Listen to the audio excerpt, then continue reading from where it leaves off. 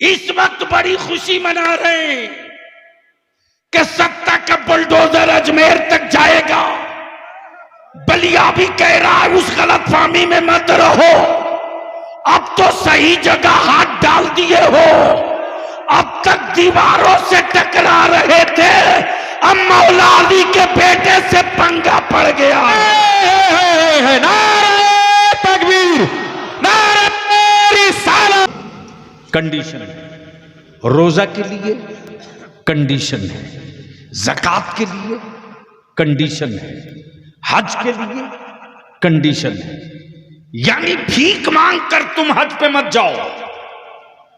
हज के लिए साहबे इस्तिताअत का होना जरूरी है और ज़कात के लिए साहबे निसाब का होना जरूरी है। अब ज़कात समझा दूं, पहले समझा दूं। एक बात बताओ, कमलाबाड़ी, फूलबाड़ी और मालदा के मुसलमानों, बहुत सारे लोग सट्टारी से भी, मोथाबाड़ी से भी, कलियाचक से भी, बहुत सारे दूर दराज से लोग आए। बस सेंसिटिव पॉइंट इशू ये है, इसको मैं अर्ज कर दूं कि ज़कात के लिए कंडीशन है, ज़कात के लिए कंडीशन है, हज के लिए कंडीशन है, साहबे इस्तिताअत का होना ये लाजमी है और साहबे निसाब का होना ज़कात के लिए लाजमी है। रोजे के लिए सेहतमंद का होना ये लाजमी है और नमाज के लिए ईमान का होना ये जरूरी है। अब तवज्जो चाहूंगा अहले इल्म की, दिल लगाओगे तो बोल दूंगा, ऐसे नहीं बोलोगे तो बोल दूंगा। अरे यार मूड बना दो, बोल दो, बोल दो। तवज्जो चाहूंगा अहले इल्म की, अहले इल्म की तवज्जो चाहूंगा। हजरत थोड़ी सी अपने मुफ्तियाने दीन से गुजारिश करूंगा कि चूंकि नए निकात सामने आए हैं, थोड़ा सा एक्टिव होकर के और सीरियसली नजर रखा जाएगा, ताकि अगर मैं फिसल भी जाऊं तो आप संभाल सकेंगे। बस दिल लगा लें। नमाज के लिए ईमान का होना जरूरी, रोजे के लिए सेहत का होना जरूरी, लेकिन सिर्फ सेहत नहीं, ईमान के साथ सेहत। तवज्जो चाहो, ईमान के साथ सेहत, सिर्फ सेहत नहीं। हज के लिए, ज़कात के लिए ईमान के साथ मालिक निसाब होना, हज के लिए ईमान के साथ साहबे इस्तिताअत होना, यानी सब में ईमान लाजिमी, सब में ईमान लाजिमी। अब ईमान नाम किसका है, बहस इस पर हो जाए। ईमान नाम किसका है? किसी पेड़ का नहीं, किसी जंगल का नहीं, किसी हजरत का नहीं, किसी पहाड़ का नहीं, किसी शहर का नहीं, किसी फर्द का नहीं। फिर ये ईमान नाम किसका है? किसका है? किसका है? तो देख करके तो सब माने हैं, बिन देखे खुदा को वहदहू ला शरीक मान लो। तवज्जो चाहो, बिन देखे खुदा को वहदहू ला शरीक मान लो। सिर्फ इतने से मसले का हल नहीं, इतने से मसले का हल नहीं, बल्कि इसके बाद भी जन्नत देखे नहीं मान लो, फरिश्ते देखे नहीं मान लो, मलाइका देखे नहीं मान लो, कयामत देखे नहीं मान लो, महशर देखे नहीं मान लो। इतने से भी मसले का हल नहीं, अल्लाह के महबूब मोहम्मदुर रसूलुल्लाह को आखिरी रसूल मान लो। अब इसको इसी जगह रोक लीजिए और गुफ्तगू आगे बढ़े। अब सवाल ये उठता है कि नमाज की का गारंटर कौन है, रोजे का गारंटर कौन है, हज का गारंटर कौन है, ज़कात का गारंटर कौन है? ये बहुत अहम पहलू है। लोग बोलते हैं ना, हजरत मैं नाम भूल गया,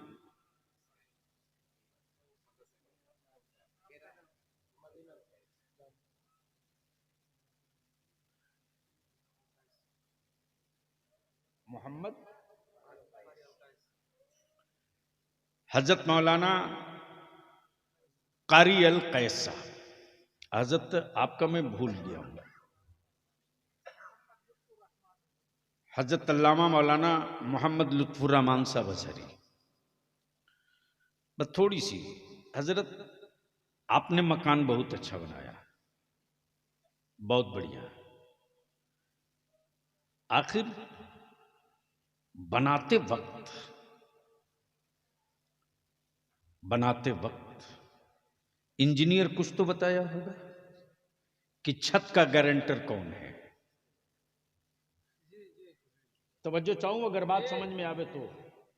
छत का गारंटर कौन है, दीवारों का जामिन कौन है। छत का गारंटर कौन है, दीवारों का जामिन कौन है, जिससे आप बेखौफ होकर सो सके, बेफिक्र होकर सो सके। बहुत बहुत बहुत बहुत सेंसिटिव इशू है प्लीज, जिससे आप बेखौफ होकर सो सके, भय मुक्त होकर सो सके।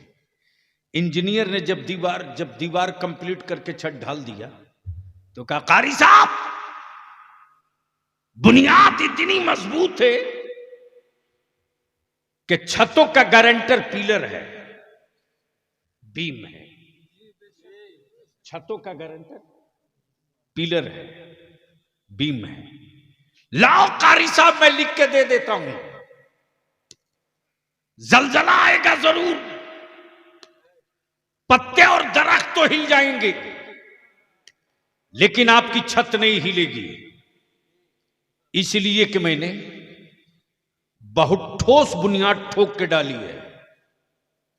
अब दिल को लगा लीजिए, जहन को करीब कीजिए, जहन को करीब कीजिए। छतों का गारंटर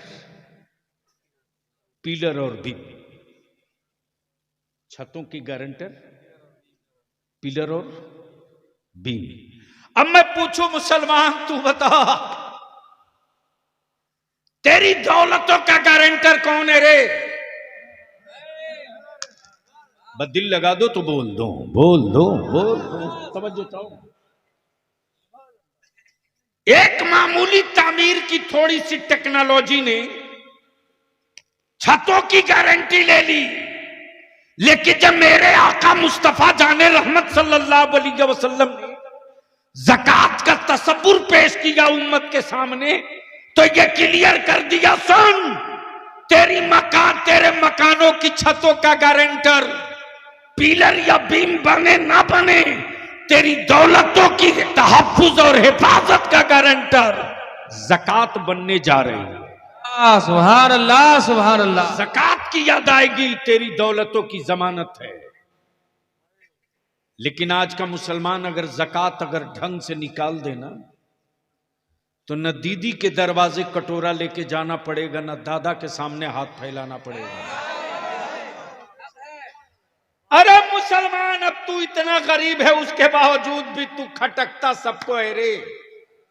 और बलिया भी कहता है, मत मेरे होठ पर उंगलियां रखो, वरना मैं वो पोल खोल दूंगा कि मेरी मस्जिदों के बुनियाद के नीचे शिवलिंग ढूंढने वालों, अगर मैंने ढूंढना शुरू कर दिया तो दूर दूर तक तुम भारत में कहीं नजर नहीं आओगे। नारे तकबीर, नारे रिसालत, नारे रिसालत, मसला के आला हजरत, नारे तकबीर।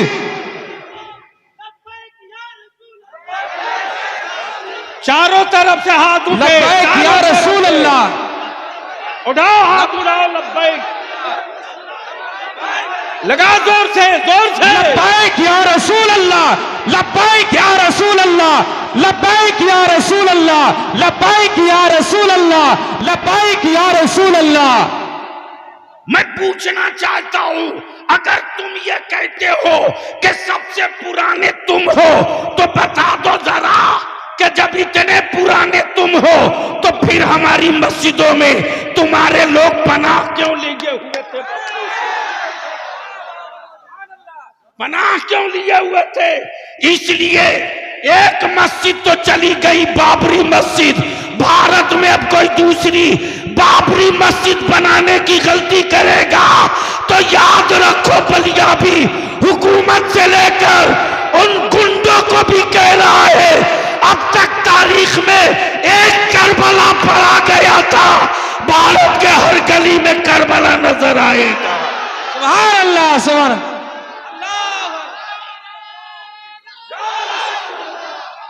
जिंदाबाद।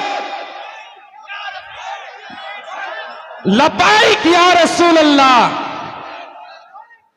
नारे तकबीर, नारे रिसालत।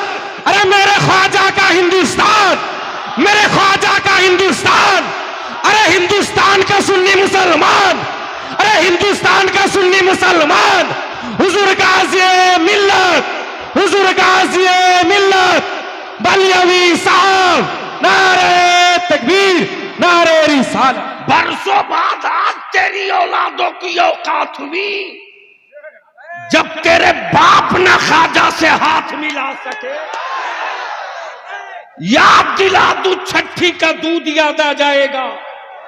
लेकिन अगर चुप हैं तो बुज़दिल मत समझना, हम अमन पसंद हैं, अमन के झंडे को झुकने नहीं देंगे। हम फसादी नहीं है, हम अमन के अलमबरदार हैं। हमने औलादों को सब्र सिखाया है, हमने अपने बच्चों को शुक्र सिखाया है, हमने अपनी औलादों को मोहब्बत और मरुब्बत सिखाया है। और यही वजह है कि कुफ्र मुंह तकते रह गया, इस्लाम छप्परों में दाखिल हो गया। लेकिन याद रखना, मुट्ठी 12 लोग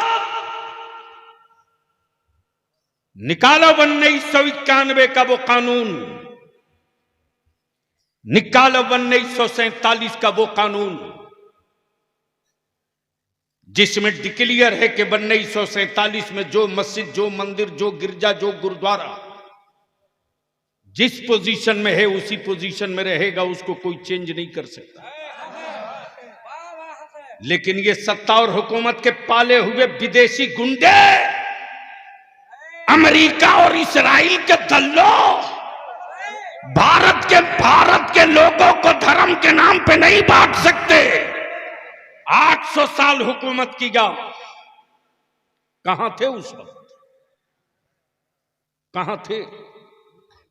अब निकल के आए हो। 800 साल माने रखता है, अभी तो 100 साल भी नहीं पूरा हुआ, अभी तो 100 साल भी पूरा नहीं हुआ। कितने टुकड़े कर दिए। 800 साल जब हमारे बाप दादा ने हुकूमत की तो पाकिस्तान को वजूद में नहीं आने दिया, बांग्लादेश को कहीं से निकलकर अलग नहीं होने दिया। पेशावर से आगे बढ़ तो तन्हा तन्हा भारत वो मुल्क था। अगर चाहता तो आलमगीर औरंगजेब नाम बदल सकता था, नाम बदल सकता था। लेकिन यार, इस्लाम वाला नाम नहीं बदलता है, नेचर बदल देता है। इस्लाम वाला नाम नहीं बदलता है, नेचर बदल देता। जो खुद ही नंगा हो वो दूसरे को कपड़ा पहनाने की क्या बात करेगा। लेकिन अफसोस उन पर नहीं मुसलमान, अफसोस तुझ पर है। करोड़ों रुपया तुम खर्च करते हो, हमें इससे मतलब नहीं कि तुम वोट किसको देते हो, किसको दोगे। लेकिन इतनी बात बलियावी जरूर कहेगा, आखिरी सांस तक कहेगा। सबके लिए तुम सोचते हो, अपनी औलादों के लिए, तेरी औलादों के लिए कभी किसी ने सोचा? कोई सोचा हो तो बताओ। सबसे ज्यादा अगर भारत में स्टेट में किसी की हुकूमत रही तो सेकुलर कहलाने वालों की। अगर इन सेकुलर पार्टियों के नेताओं के दिलों में बेईमानी नहीं होती तो आज ये बिला वजह के जो कुकुरमुत्ते पैदा हुए हैं ये शायद नहीं होते। लेकिन इनको इत्मीनान से पाला गया ताकि मुसलमानों को डरा के रखा जाए। और बलिया भी कहता है किस झाड़ी में पड़े हो, एक अल्लाह से डरने वाली कौम दुनिया में किसी और से नहीं डरती है। और डरेगा वो जिसे ना जाने क्या क्या बनने का डर हो। हमें कोई डर नहीं, इसलिए कि हम अब्दुल्ला हैं, अब्दुल्ला ही रहें। डर उसको है, डर उसको है जिसके यहां कोई महशर नहीं है। हमारे यहां महशर भी है, शफाअत भी मुस्तफा की है। आए आए आए, वारे मेरे आला हजरत, वारे मेरे आला हजरत। और याद रखना मुसलमानों, हजरत तो रोज पैदा होते हैं, आला हजरत कभी कभी पैदा होता है। वाह वाह वाह, आला हजरत। अब यहां रुक कर एक बात अर्ज कर दूं, इजाजत हो तो सुनेंगे? तो धीरे से बोल दो सुभान अल्लाह। हजरत हजरी साहब तकरीर कर रहे थे, इसी बीच में एक साहब खड़े हो गए। खड़े हुए तो बीच में खड़े थे, मैं समझ नहीं पा रहा था कि ये किधर वाले हैं।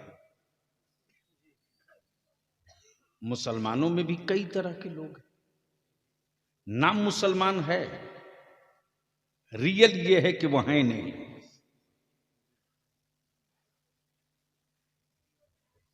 तो मैंने कहा बड़े साहब जरा बाहर निकल आइए। तो जैसे ही पैजामा पर नजर पड़ी तो मैं समझ गया ये किधर वाले हैं। अब जैसे ही दिखे तो मैंने कहा फरमाइए क्या कहना चाहते हैं। बोले आप लोग सिर्फ एक ही रसूल की बात करते हैं। नबी तो बहुत थे, रसूल बहुत थे, किताबी बहुत थे, सहीफे बहुत थे, लेकिन महफिल कोई भी हो, बात एक ही नबी की। मैंने कहा बात तो बिल्कुल पते की है। मैंने कहा आप उम्मत किसकी है?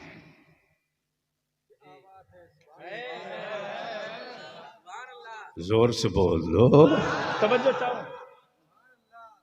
बोले मोहम्मदुर रसूलुल्लाह की। मैंने कहा तो अब तो नारा तुझको लगा ही देना चाहिए, मैं उसी नबी की बात कर रहा हूं। वाह वाह वाह, सुभान अल्लाह। अंदर का खोट और अंदर का पाप बाहर आ गया। बोला कि फातिहे की महफिल आपके यहां होती है। मैंने कहा आपके यहां नहीं होती। तो कोई जवाब ही नहीं दे रहा। मैंने कहा मेरे यहां एक फातिहा नहीं है, रोज फातिहा। अमन नमाज बगैर फातिहे की नहीं है। जोर से, ओए जोर से, सुभान अल्लाह। सूरे फातिहा पढ़ना ही पड़ेगा। जैसे ही मैंने कहा कि प्रॉब्लम बताइए बड़े साहब, दिक्कत क्या है एक ही नबी से? हमारा अकीदा और ईमान यही है कि वो अव्वल भी है आखिर भी है। वो बकिया जितने हैं सब बीच के, वो अव्वल भी है आखिर भी है, वो इब्तिदा भी है, वो इंतहा भी है। तवज्जो चाहूंगा अहले लिए। बोला नहीं बात तो ठीक है, लेकिन महीना मुहर्रम का हो तो उसी नबी की बात, जमादिल अव्वल हो तो उसी नबी की बात, हज हो तो उसी नबी की बात। मेरे कहने का मतलब यह है कि एक ही नबी की बात बार बार क्यों? आप लोगों का मन नहीं उकताता है? बंगला में क्या बोलते हो उसको?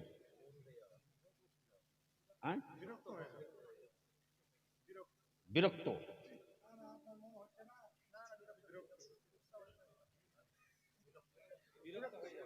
यानी आज भी हमारा देश जब इटली के लिए हाई कोर्ट में केस लड़ सकता है, नहीं मालूम है तो सुन लीजिए आप लोग। रसगुल्ला का मुकदमा कोर्ट पहुंचा हुआ है। बंगाल वाला बोलता है रसगुल्ला हमारा है, तो उड़ीसा वाला बोलता है नहीं बाबा ये हमारा है। अब सोच सकते हैं तो बिहार वाला क्यों पीछे रहे? वो भी बोल दिया लिट्टी पर भी लड़ाई होगी।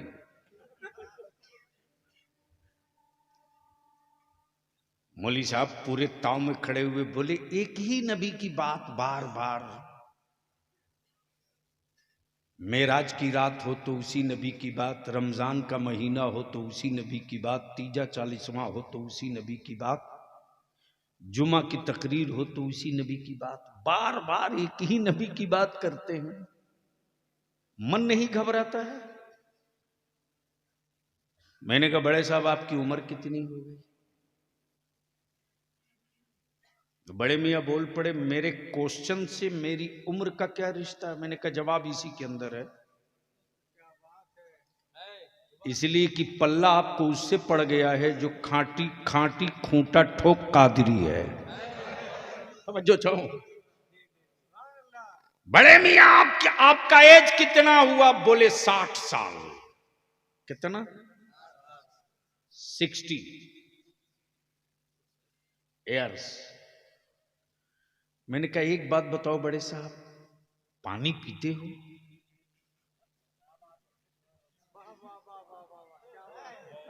समझ में आया हो तो बोलिए। जल खाता है?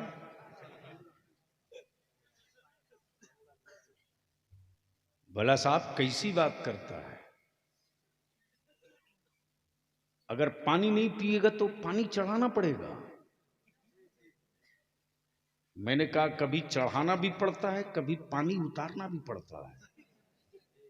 आज चढ़ेगा नहीं, आज उतरेगा। आज चढ़ेगा नहीं, तवज्जो चाहूं, उलमा समझ गए, आज चढ़ेगा नहीं।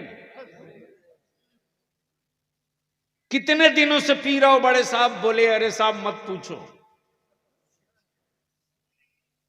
जब से मां का दूध पी रहा हूं तब से पानी पी रहा हूं। मैंने कहा भात खाते हो कि नहीं? बोला कमाल है, भात छोड़ देगा तो कब्रिस्तान जाना पड़ेगा। मैंने कहा कब से खा रहे हो? बोला जब से खाना शुरू किया तब से खा रहा हूं। पकड़ लिया गर्दन और टिटुआ। मैंने कहा हरामखोर, 60 साल से पानी पी रहा, वही एक ही पानी।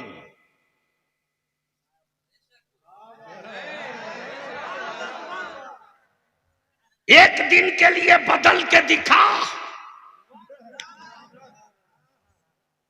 एक ही चावल का भात खाते हो गए 60 साल। 24 घंटे के लिए प्लास्टिक वाला ट्राई करके देख। मौली साहब झुंझला के बोल पड़ा, ये रोटी चावल पानी मेरी जिंदगी की बुनियाद है। रोटी चावल पानी छोड़ दूंगा मर जाऊंगा। मैंने कहा तुझ में अहमद रजा वालों में यही फर्क है, तू रोटी पानी छोड़ दे तो तू मर जाए, हम मदीने वाले मुस्तफा का जिक्र छोड़ दे तो हम मर जाए। नारे तकबीर, नारे रिसालत, मसला के आला हजरत, मसला के आला हजरत, उलमाए अहले सुन्नत, हुजूर गाज़ी मिल्लत, जश्न दस्तार बंदी, नारे तकबीर, नारे रिसालत, कमलावारी, नारे तकबीर। अल्लाहुम्मा सल्ली अला सय्यदिना मौलाना मुहम्मदिन बारिक वसल्लिम सल्लु अलैहि सलातुम व सलामन अलैका या रसूल अल्लाह। बस यहीं रुक जाओ, यहीं रुक जाओ। कमलाबाड़ी और फूलबाड़ी के ईमान वालों, यहीं रुक जाओ। आज के इस तारीखी इजलास में आने वालों, मान लो शरीर है, जिस्म है, हाथ भी है, आंख भी है, सर भी है, पैर भी है, सब है, सब है। रूह नहीं है। रूह नहीं है। हाथ उठेगा, बोल बोल बोल बोल, जबान बोलेगी, आंख देखेगी, पैर चलेगा, दिमाग सोचेगा, दिल धड़केगा, नसें हरकत में होगी। क्यों? सब तो है, सिर्फ एक ही चीज तो नहीं है जो दिखती भी नहीं। तवज्जो चाहूं, जो दिखती भी नहीं, वही नहीं है। हाथ है, दिख रहा, पैर है, दिख रहा, सर है, दिख रहा, आंखें हैं, दिख रही, जबान है, दिख रही, रूह दिख नहीं रही, लेकिन है नहीं, है नहीं। बोलोगे तो बोल दूंगा। ओए रंग में आके बोल दे, बोल दे। मैंने कहा सरी साहब, है तो सब कुछ, है तो सब कुछ, सिर्फ रूह ही तो नहीं है। बोलिए ना, आंख देख क्यों नहीं रही, हाथ उठ क्यों नहीं रहा, जबान बोल क्यों नहीं रही, पैर चल क्यों नहीं रहा? तो अजहरी साहब बोल पड़ेंगे सब हो, रूह ना हो तो न पैर किसी काम का, न हाथ किसी काम का, न आंखें किसी काम की। रूह के बगैर जिस्म बेकार। यही से मसल के आला हजरत का अकीदा बोल पड़ा। रूह के बगैर जिस्म बेकार, हुजूर के बगैर सारी इबादतें बेकार। वाह वाह वाह वाह।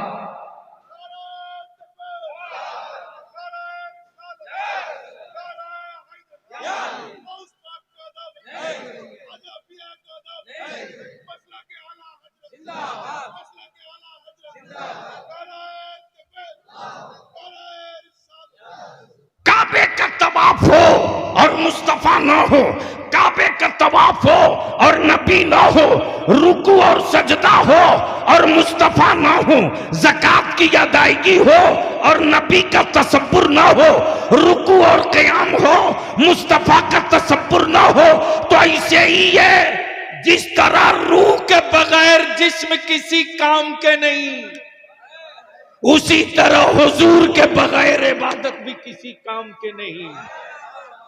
अब इसको इसी जगह थोड़ी देर के लिए रोक लो। आप कहोगे कि बलियाबी साहब झगड़ा किस बात का है? कहोगे ना? अरे बोलो ना, जोर से बोलो, जोर से बोलो। तो चाहे मेरी जमात का हो या किसी और की जमात का हो, बुखारी तो सबके यहां पढ़ाई जाती है। जोर से बोलो, जोर से बोलो, तवज्जो चाहो। लेकिन पता नहीं उनके यहां कौन वाली पढ़ाई जाती है। हमारे यहां तो वो पढ़ाई जाती है जो मेरे मुस्तफ़ा अलैहिस्सलाम के अल्फाज पाक है।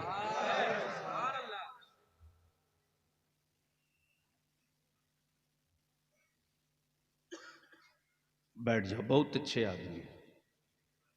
एक दो को और साथ लेके चले आना। एक बार धीरे से बोल दो, अरे मोहब्बत से बोल दो। मैं क्या कह रहा था?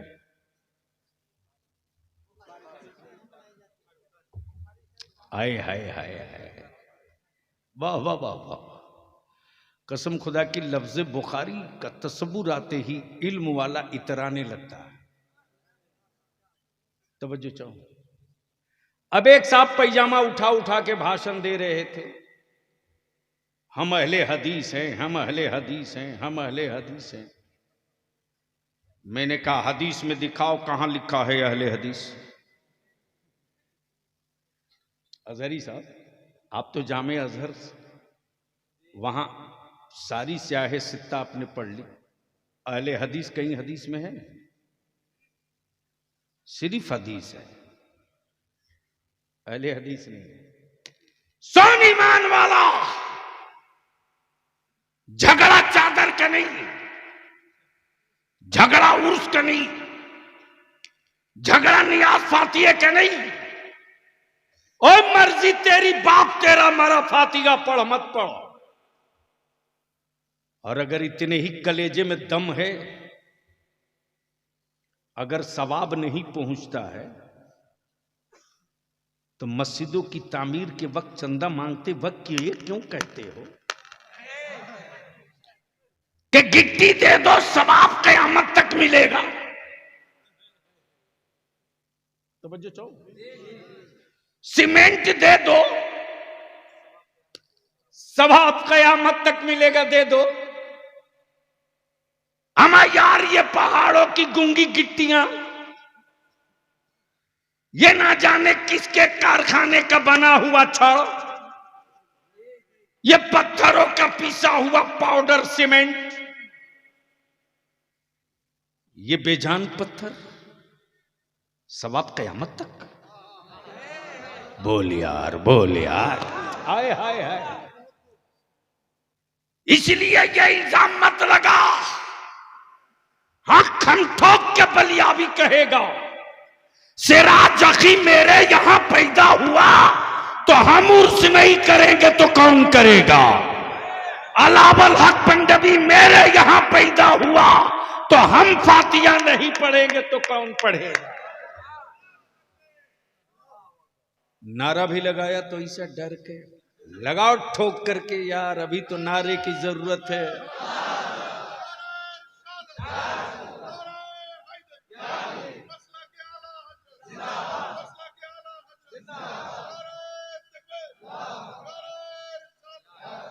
ईमान वालों, इस वक्त खुफिया मीटिंग कर लड्डू बांटने की तैयारी हो रही है, सोशल मीडिया पे देख लेना। यहूदियों के खैरात खोर इस वक्त बड़ी खुशी मना रहे हैं कि सत्ता का बुलडोजर अजमेर तक जाएगा। बलिया भी कह रहा है उस गलतफहमी में मत रहो, अब तो सही जगह हाथ डाल दिए हो। अब तक दीवारों से टकरा रहे थे, अब मौला अली के बेटे से पंगा पड़ गया। नारे तकबीर, नारे रिसालत, दोनों हाथों को उठाए, लब्बाइक या रसूल अल्लाह, लब्बाइक या रसूल अल्लाह, लब्बाइक या रसूल अल्लाह, लब्बाइक या रसूल अल्लाह, लब्बाइक या रसूल अल्लाह। नारे तकबीर, नारे रिसालत। अरे ख्वाजा का हिंदुस्तान, अरे ख्वाजा का हिंदुस्तान, अरे मेरे ख्वाजा का हिंदुस्तान, हिंदुस्तान का सुन्नी मुसलमान। नारे तकबीर, नारे रिसालत, हुजूर गाज़ी मिल्लत, मुफक्किर इस्लाम। नारे तकबीर, नारे रिसालत। और आज तुम जो सोच नहीं सके हो वो तेरे बाप दादा सब करके निपट के देख चुके हैं, पानी बंद करके देख चुके हैं अंजाम। तवज्जो चाहो, अहले स्टेज की तवज्जो चाहो, पानी बंद करके अंजाम देख चुके हो। और गरीब नवाज के लेट जाने के बाद अजमेरे मोहल्ला में पावर भी देख चुके हो। ना चाहते हुए भी चादर भेजनी पड़ती है। अब तो धीरे से बोल दो और जोर से। यह और सी बात है कि इंडिया में मेरी चादर ओढ़ने में शर्म आती है, लेकिन सऊदिया में दुपट्टा ओढ़ लेते हैं, कोई टेंशन नहीं होता।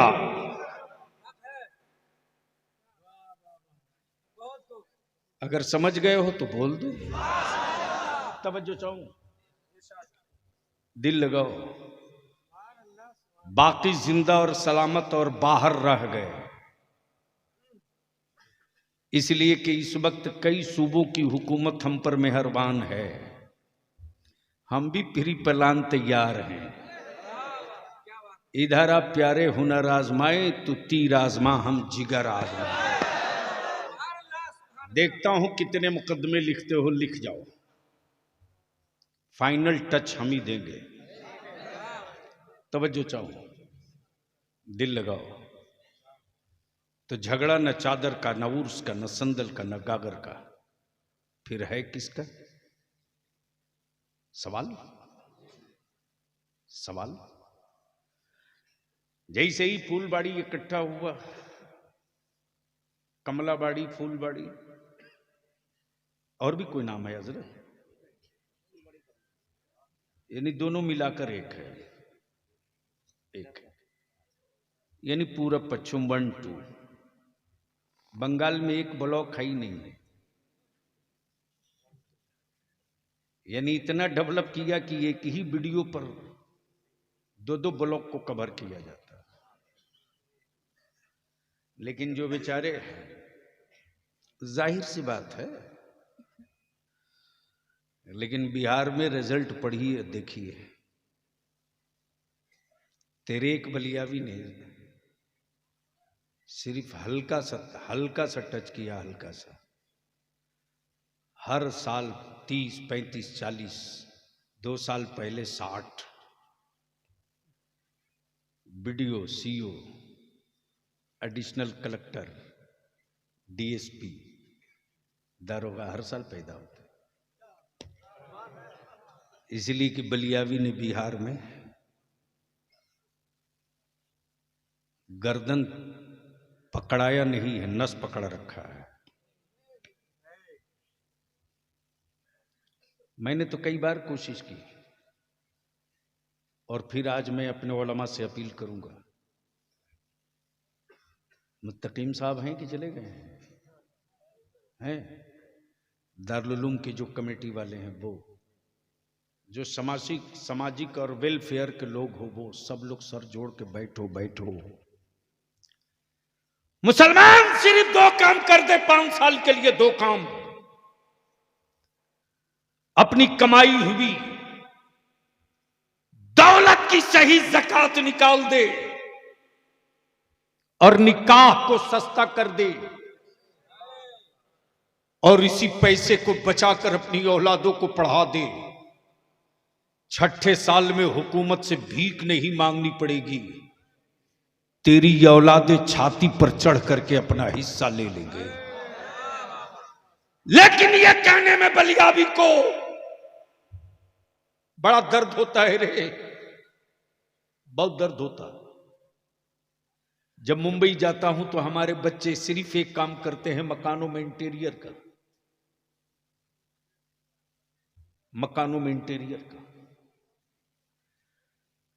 30 मंजिला 20 मंजिला बिल्डिंगों पर रस्सा पकड़ के लटक कर हमारे बच्चे अपनी जिंदगी को रोज दांव पे लगाते। हुकूमत में बैठे लोगों को शर्म नहीं आती, इसलिए कि वो जान रहे हैं कि मुसलमान तो विकलांग हो चुका, जाएगा कहां। लेबर बनकर अब अपनी नस्लों को मत जिंदा रखो। मजदूर बनने के लिए तुम पैदा नहीं हुए थे, हुकूमत करने के लिए तुम जन्म लिए थे। हुक्मरान कौम आज मजदूर बन गई, और हमने बनाया, गैरों ने नहीं। सिर्फ फजूल खर्ची को बचा दो, 5 साल के बाद तेरी नस्लों को चेंज होने से कोई माई का लाल रोक नहीं सकता। हमने मास्टर मुकीमुर रहमान साहब से मैंने कहा, एक्स एमएलए साहब से, कि एक ऐसा स्कूल हो जनाब, मुत्तकीम साहब से, उनके सेक्रेटरी से भी, सबसे मैंने कहा एक ऐसा मदरसा हमारा हो जहां दीनियात के साथ साथ हम साइंस भी, मेडिकल भी सीबीएसई पैटर्न पर लेकर चले, ताकि जो बच्चा केजी से लेकर के आलमियत तक पहुंचे या हिफ्ज तक पहुंचे, वो गुंगा पैदा ना हो। जिस जगह खड़ा हो जाए वहीं औकात बता दे और बोल दे कि अब तक तूने मदरसों की दीवार देखी थी, अब मदरसे की तासीर भी देख ले। इसके लिए जमीन की जरूरत है। और अजहरी साहब, मैं गुजारिश करूंगा कि एक मीटिंग पूरे उलमाए अहले सुन्नत की एक मीटिंग बुलवाइए, मैं टाइम दूंगा। आज चांचल में भी बैठक के लिए आज लोग आए थे। हजरत मौलाना अताउल्ला साहब भी थे और हजरत अल्लामा मुफ्ती ताहिर साहब मिसबाही चांचल से। इसलिए कि ये जितना बड़ा इलाका है उतने ही टारगेट पर है, और इसके लिए कोई न दीदी काम आएगी न दादा काम आएगा। अगर नस्लों के काम आएगा तो मदरसे का बाबा काम आएगा। बाबा। तो झगड़ा किस बात का है बता दूं? अरे बोलो ना। अरे बाप, बहुत देर बोलिए, बोलो तो कुछ।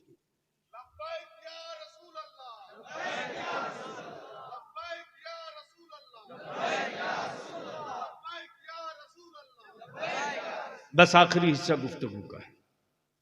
न चादर का, न उर्स का, न संदल का, न फातिये का, न नियाज का। मर्जी आपकी, बाप आपका, फातिया पढ़ो मत पढ़ो, मां आपकी गुजर गई, नियाज करो मत करो। और ये फातिया, नियाज, चादर, न उर्स न फर्ज है न वाजिब है। क्लियर। और झगड़ा इसका नहीं है। झगड़ा है किसका? उसको हल्का करके समझा दो। कारी साहब, जैसे ही मैं यहां हाजिर हुआ तो देखा कि फूलबाड़ी कमलाबाड़ी के चौराहे पर एक बहुत बड़ा ड्राम रखा है। ड्राम समझते? ड्राम में क्या रखते? घी, तेल, चावल, आटा, पानी। देखा कि 4-5 ड्राम रखा हुआ है, लाल कपड़े से ढका है, कोई हरे कपड़े से ढका है, कोई वाइट कपड़े से ढका है। जैसे ही करीब पहुंचा मैंने कहा, हजरत ये है क्या? बोले कपड़ा हटा के पढ़ लो क्या लिखा है। अजहरी साहब, जैसे ही कपड़ा हटाया तो शानदार खुशबू केवड़े की। जब झांक के देखा तो कुछ सफेद कुछ लाल, और थोड़ा करीब से देखा तो काजू भी, किशमिश भी, अखरोट भी, बादाम भी, पिस्ता भी।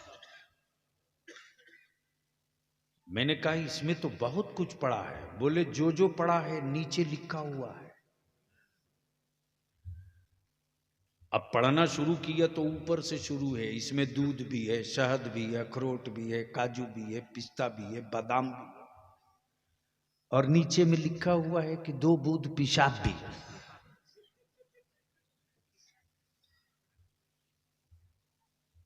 बहुत दिल लगा ना।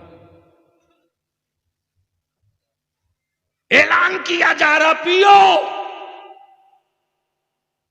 दूध भी, काजू भी, पिस्ता भी, बादाम भी, अखरोट भी, सब, लेकिन पढ़ लो। 100 लीटर दूध में 2 ही बूंद तो पेशाब था।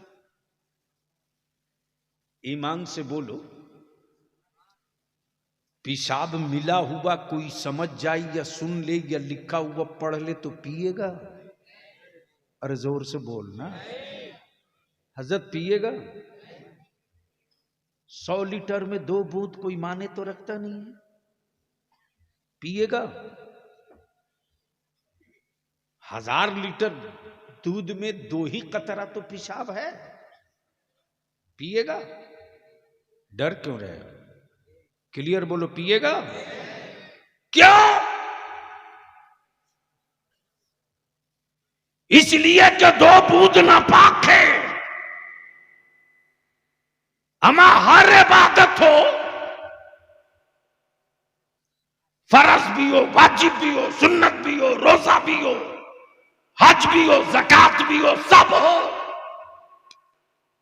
मेरे आका करीम की तौहीन की सिर्फ एक बूंद हो।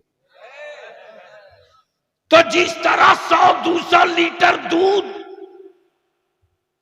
2 कतरा पेशाब की बुनियाद पर किसी के काम का नहीं,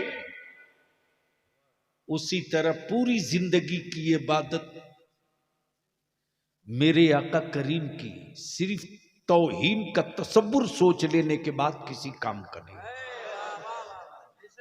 अब उठाओ बुखारी शरीफ, खोलो मिशकातुल मसाबी, उठाओ। क्या हो गया? नहीं कोई प्रॉब्लम हो तो बताओ, कंफ्यूजन नहीं रहने दूंगा, क्लियर कर दूंगा। तवज्जो चाहो, मिशकात शरीफ, बुखारी शरीफ, तिरमिजी शरीफ। अमा यार यहां तक है कि मेरे आका करीम सल्लल्लाहु अलैहि वसल्लम की जूतिए पाक को अगर कोई जुतवा कह दिया ना, मेरे आका करीम की जूतिए पाक को कोई जुतवा कह दिया माज़अल्लाह, तो इस्लाम से खारिज।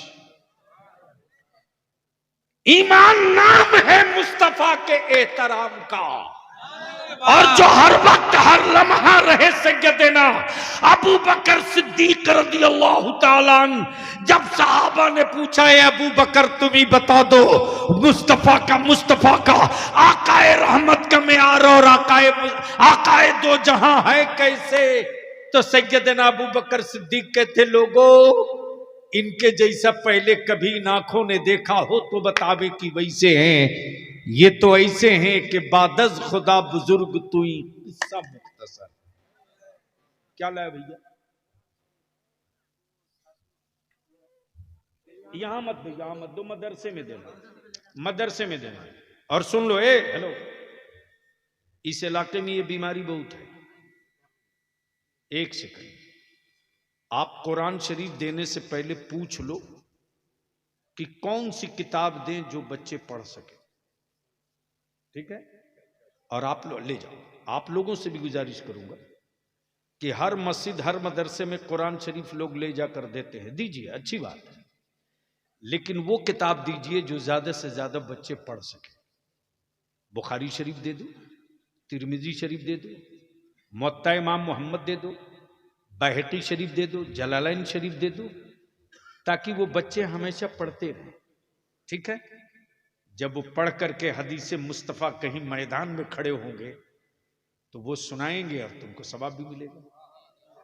इसलिए जरूरत क्या है वो पूछ करके किताबें दो, अल्लाह ताला कबूल फरमाए। तो बस आखिरी हिस्सा गुफ्तगू का एक बार धीरे से बोल दो सुभान अल्लाह, सुभान अल्लाह, और जोर से। हजरत क्या एक मीटिंग बुलाई जा सकती है?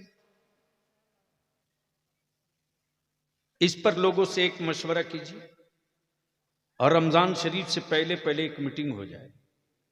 और एक मर्तबा अहले सुन्नत के लोग, अब तक तो पार्टियों का झंडा लिख ले हो ना मुसलमान, एक बार मेरे रसूल की इज्जत का झंडा लेकर निकल जाओ। वाह वाह, देख क्या इनकलाब आएगा। और देखना है तो बिहार में चल के देख, झारखंड में चल के देख। हमारे उलमा जब निकल गए सड़कों पर तो हुक्मरानों को कहना पड़ा, हर जगह अंग्रेजी बोल सकते हो, बिहार में बोलोगे तो होंठों को रफू कर दूंगा। इसलिए मैं इल्तिजा करूंगा हर मस्जिद के सदर सिगरेटी से और हर मस्जिद के इमाम से, ये मत सोचिए कि यूपी की बीमारी बंगाल नहीं आएगी, बहुत जल्द आने वाली है। इसलिए उसके लिए जब आ जाए तब दवा ढूंढिए, ये कमाल की बात नहीं है। कमाल की बात यह है कि बीमारी पैदा हो उससे पहले बीमारी को मार दिया जाए।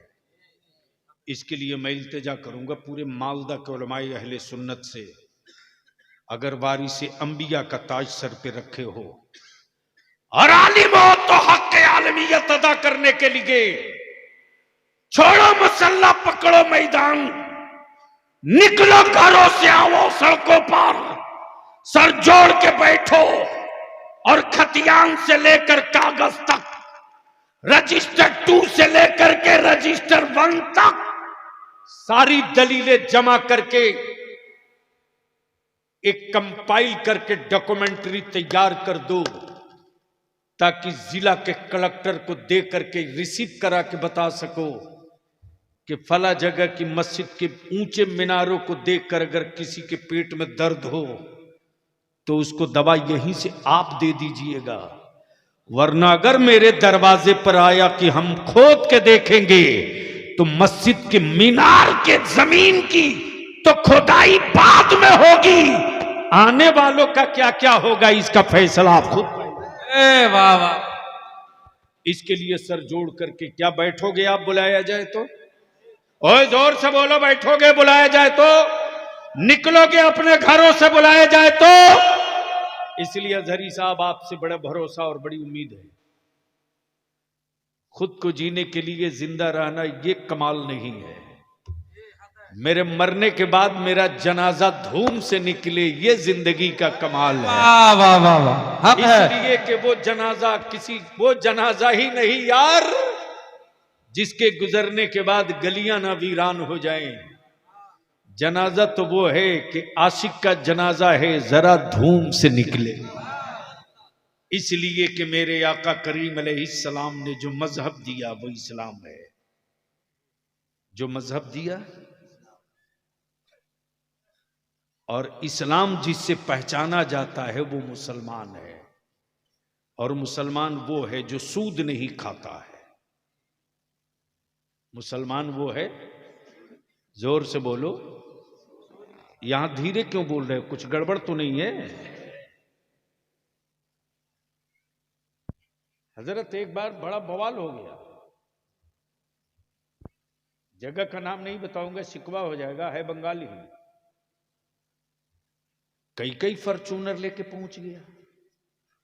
मैं पूछा यार इतने दुबले पत्ता मौलवी के लिए इतना फॉर्चूनर? एमपी रहे तो भाड़े की गाड़ी से चले, ये फॉर्चूनर लेके 4-4 5-5 क्यों आया? तो एक मौलाना थे, बोले हमारे इलाके का सबसे बड़ा आदमी है। मैंने कहा होगा यार, इससे मेरे को क्या मतलब, जरूर गलत कारोबार करता होगा यार। जब तह में गया तो पता चला कि जनाब सूद का बड़ा कारोबारी है। याद रखना मेरे अजीज, जो तुमने कमाया है साल भर में, जो तुम्हारे पास बची हुई रकम है, इतने पैसे के वैल्यूएशन की बची है कि 7.5 तोला सोना, 52.5 तोला चांदी के बराबर अगर तेरे पास कैश हो, या 7.5 तोला सोना या 52.5 तोला चांदी की कीमत या चांदी हो, तो आप पर ज़कात वाजिब है। और सैकड़े में 2.5 रुपया आपको देना लाजमी है। रमजान का महीना सामने आ रहा है, अपनी कमाई का हिसाब करके एक जगह इकट्ठा कर लो। मकानों की छत की गारंटी पिलर और बीम है, तेरी दौलत की हिफाजत की गारंटी ज़कात है। अगर अपनी कमाई का पाई पाई का ज़कात, हजरत मैं क्या बताऊं, बनारस का वाकया है, मेरे आंखों देखा। इसके बाद तो बलियावी की आंखें खुशियों से छलकने लगती हैं। एक बड़े सेठ के शोरूम में आग लग गई, शोरूम में, और कोई साड़ी जो सबसे कम पैसे की साड़ी थी वो 7,000 की, 7,000 से शुरू है, 5 लाख तक की एक एक साड़ियां थी। यानी कई 100 करोड़ का वो शोरूम था। रात को टेलीफोन कर रहा है मार्केट का कोई पहरेदार, सेठ तेरे शोरूम में आग लग गई। सेठ फायर ब्रिगेड को फोन नहीं कर रहा, पुलिस स्टेशन फोन नहीं कर रहा, सेठ अपने मुंशी को फोन कर रहा और कह रहा कि देख कहीं ज़कात की रकम हमने कम तो नहीं निकाला है? बोल यार, बोल बोल बोल। हिसाब कर। भाई कह रहा दुकान से शोले निकल रहा, कारा निकलने दे। मेरा ईमान है, ईमान, कि जितने माल की मैं ज़कात निकाल चुका हूं, आग की औकात नहीं है कि उस माल की शक्ल और सूरत ही आग बदल सके। हिसाब करने दे। मार्केट में लड्डू बट रहा था गैरों के यहां की फला अब्दुल्ला सेठ की पूरा शोरूम जल गया। अब तो यह खड़ा नहीं हो सकेगा। जैसे ही 1.5 घंटे के बाद उनके मुनीम मुंशी जी ने रिपोर्ट की, फोन किया, कहा ज़कात की पूरी रकम निकाल दी गई है, 16 रुपये की ज़कात की रकम बच गई थी जो अदा नहीं हो पाई है। कहा चल अब दुकान का और शोरूम खोल। देखा ज़कात का कमाल देख। जब खोला गया तो सिर्फ पापोश जला था। बोल यार, बोल बोल। सिर्फ पापोश जला था। न किसी साड़ी का रंग डिस्कलर हुआ, न कहीं धुएं का असर पहुंचा। शोले निकलते रहे, आग पड़ोस में लगी, सिर्फ पापोश जला। तब सेठ ने कहा मेरे अल्लाह, ज़कात की अदायगी का इनाम हमने दुनिया में देख लिया। मेरे आका करीम ने गारंटी दी है कि जिस माल की ज़कात अदा की जाएगी, न वो माल लूटा जा सकता है और वो न माल कभी तबाह हो सकता है। इसलिए मैं इल्तिजा और अपील करूंगा कि ज़कात की रकम देते वक्त मदरसा